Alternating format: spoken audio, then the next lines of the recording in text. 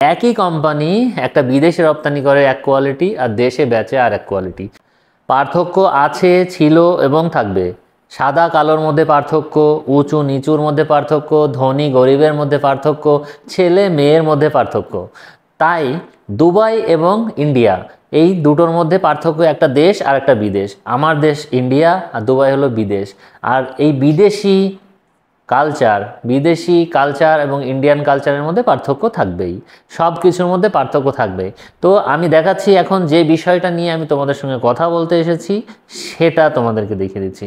দেখো আমার হাতে দুটো ডাবরের রেড পেস্ট আছে।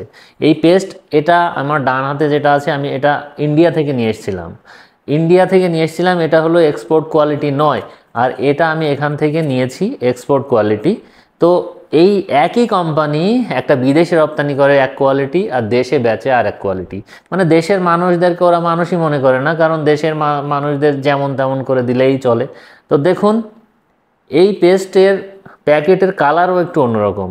এটা একটু ফ্যাকাশে ধরনের লাল, আর এটা একটু রেড, মানে একদম যেটা রেড বলে আর কি সেই ধরনের লাল।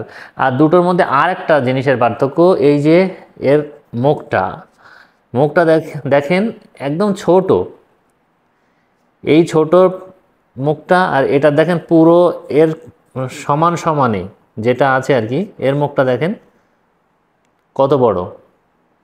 তো এটা আমি দুবাই থেকে কিনেছি।